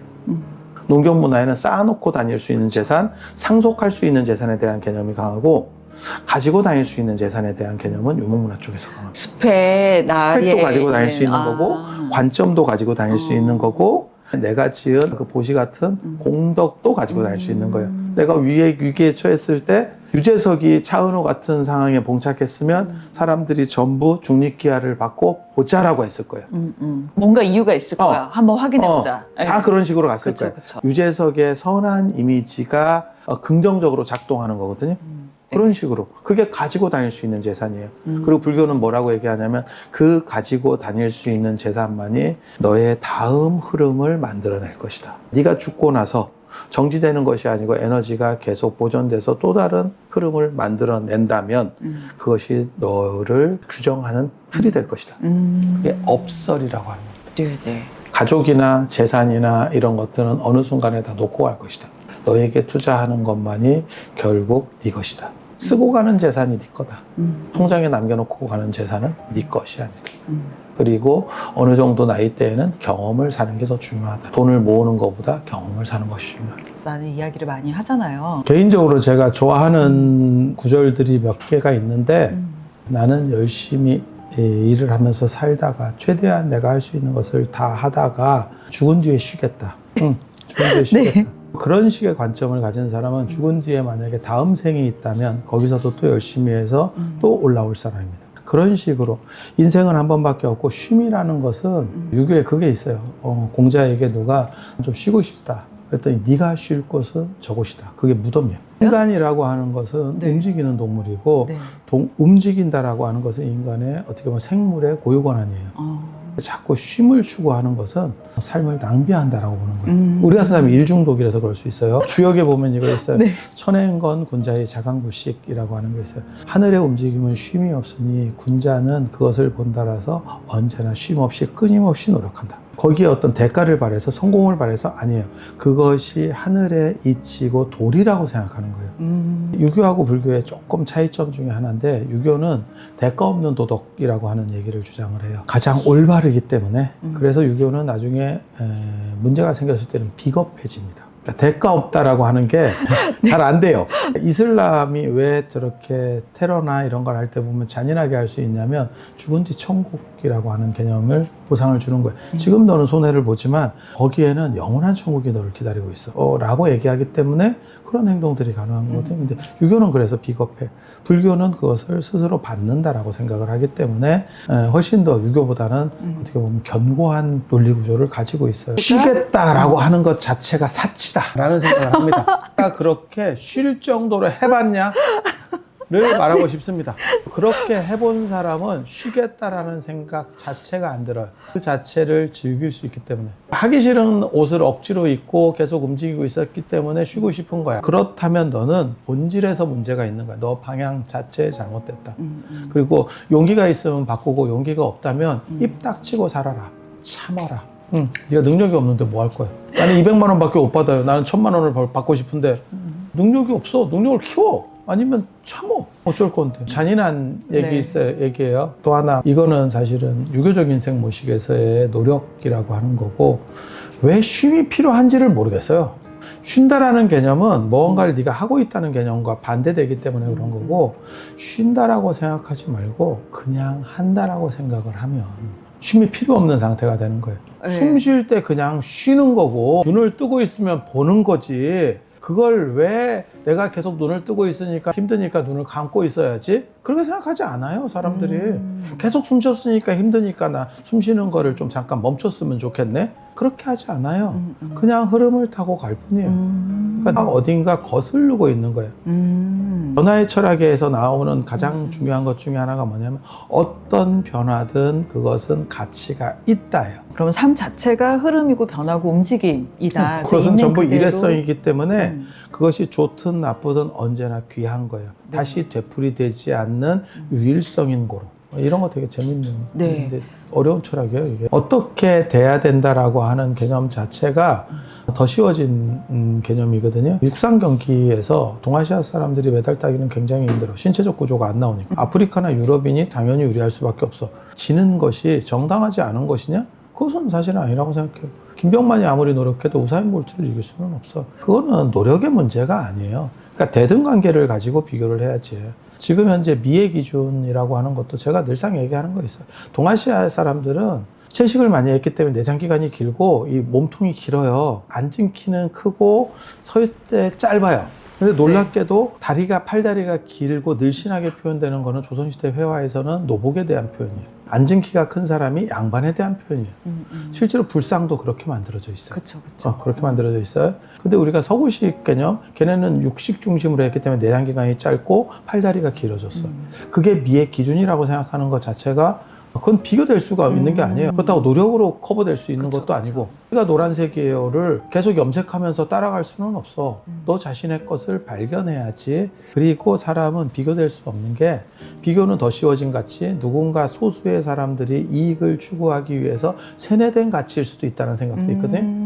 지그가 유리하려고 그 기득권을 계속 유지하기 위해서 세뇌시켜버리는 거예요. 너네는 이렇게 할 수밖에 없어. 너네는 안 되는 거야. 또 다른 방식으로 주입하는 거죠. 그리고 거기에는 이익 집단의 움직임이라는 게 반드시 존재해요. 그래서 그거 하나 있고 그 다음에 비교가 가능하냐. 비교가 가능하냐는 되게 재밌는 건데 내가 보는 게 지금 사장님이 보는 거하고 동일한 물건이 아니에요. 제가 그런 그런가요? 얘기를 하는데 사람이라고 하는 게 동일한 물건을 놓고 보더라도 오른쪽 왼쪽의 시선에 의해서 색이 다르게 보여요. 그렇지 않을까? 다르게 보이죠? 구명이라고 하는 빛에 의해서도 색이 다르게 보여요. 지금 여기서 10명이 예를 들어서 이걸 본다 그랬을 때 20개의 빛으로 보고 있는 거예요. 그것은 같은 위도에 있지 않기 때문에 같은 위치에 있지 않기 때문에 각각의 다른 관점에서 보고 있는 거예요. 그래서 이것을 동일 물건이라고 말하는 것은 기본 전제에서 우리가 공통된 기반을 가지려고 하는 것 뿐이지 실제로는 같은 물건이 아닐 수 있습니다.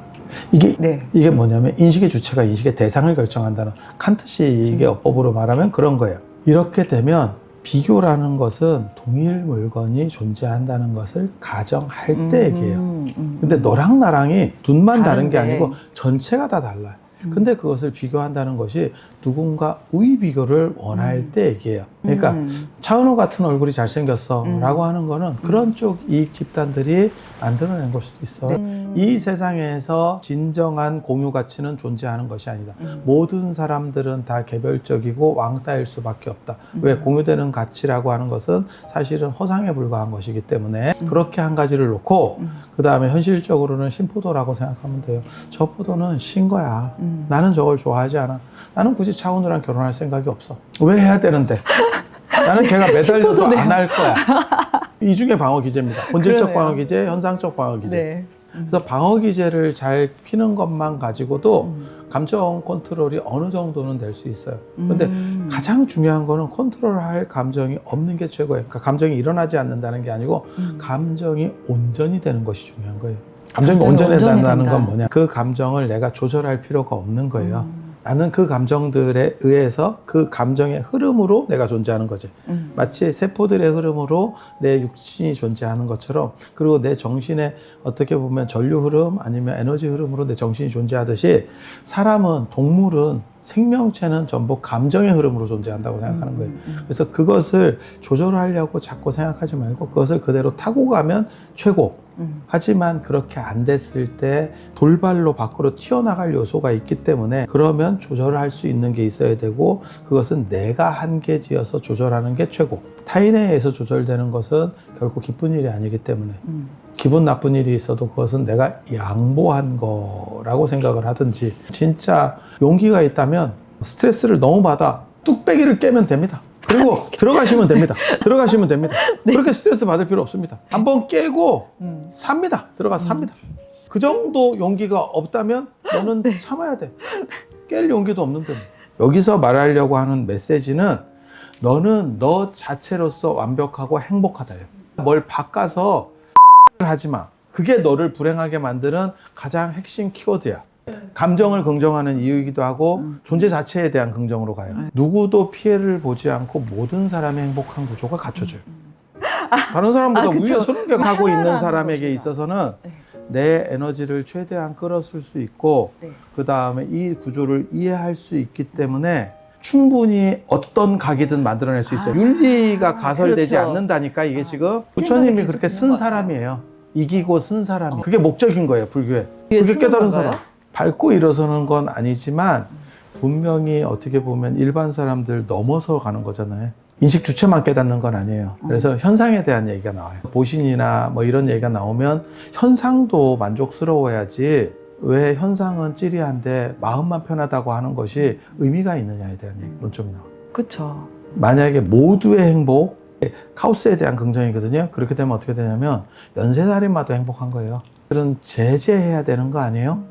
본질적으로 형성될 수 없어요. 인간이 약자였기 때문에 군집을 만들 수밖에 없고 사회 시스템을 만들 수밖에 없고, 거기서는 서로 어느 정도의 대척점을 가지고 깎아갈 수밖에 없다. 크게 위해를 가하는 사람이라면 우리는 그 사람을 제거하게 되는 거예요. 사형이죠. 두 가지 층위가 계속 왔다 갔다 하는 거예요. 이거를 불교적으로는 진재속재라고 하거든요. 그러니까 본질적 측면, 현상적 측면. 본질적 측면을 반조해서 현상을 끌고 간다라고 하는 게 핵심이에요. 유해진이 연기할 때는 네. 내가 이걸 통해서 연기력을 인정받고 돈을 벌고 더 좋은 배우로서 대우를 받을 거야 라는 생각이 깔려 있으면서 연기하는 거지.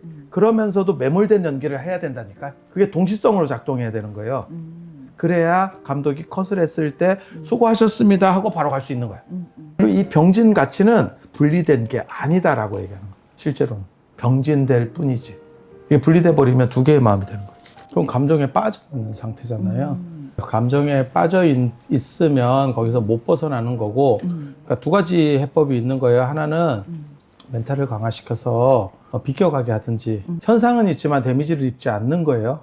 그리고 저 사람은 지금 현상에서 데미지를 입은 거고, 나를 강화시키는, 그러니까 근육을 만들어서 극복하는 방법을 취하든지, 안 그러면 그 감정에 매몰되지 않도록 하든지. 즉자와 타자가 동시에 가는 거예요. 즉자화라고 하는 것은 내가 곧 그렇게 되는 거기에 완전히 빠져있는 상태인 거고, 감정 자체를 느낄 때는 즉자적인 부분이 분명히 존재해야 되고, 타자는 사람이 기절을 했어. 술을 마셨든지 뭘 했든지 해서 기절을 했어. 기절을 하면 내 의식이 끊어졌잖아요. 의식이 끊어져도 밑에서는 흐르는 에너지가 있는 거예요. 그래서 내가 되돌아오는 거예요. 거기서 만약에 그 두 가지가 동시에 끊어져 버리면 다시 못 살아나는 거죠. 그런 것처럼 두 가지 흐름 패턴을 내가 연속으로 다 가지고 있는 거예요. 설령 내가 감정에 종속돼서 내가 밑에 심연의 패턴에서 이탈해서 표면의 패턴으로 넘어왔을지라도 빠르게 내려갈 수 있도록 그거는 자기가 컨트롤할 수 있어야죠. 그 정도는. 제일 좋은 거는 사실은 이게 자유롭게 왔다 갔다 하는 거. 그 다음에 두 번째 떨어지는 건 뭐냐면 여기를 본령으로 놔서 요 위에 것들을 계속 관조해 가는 거예요. 그러니까 즐기면서 가는 겁니다. 근데 여기서 이제 최대 단점이 뭐냐면 자칫 잘못하면 이쪽에 파도들이 밋밋해질 수 있어요. 왜냐면 이쪽이 자꾸 본류가 되니까. 그거는 아니고 이쪽은 이쪽대로의 의미가 있고 이것은 이거대로 의미가 있는 거예요. 꿈은 의미가 없다라고 생각하는 것은 사실은 저는 오류라고 생각을 하거든요. 깨어있을 때는 깨어있음이 의미가 있고 꿈을 꿀 때는 꿈도 의미가 있는 겁니다. 두 가지 다 동시에 자유롭게 가는 게 제일 좋은 거고 하나로 이렇게 해서 점점 위에가 고요해진다. 이것을 바람직하다고 생각하진 않아요. 이러면 재미없는 사람이 되는 거예요.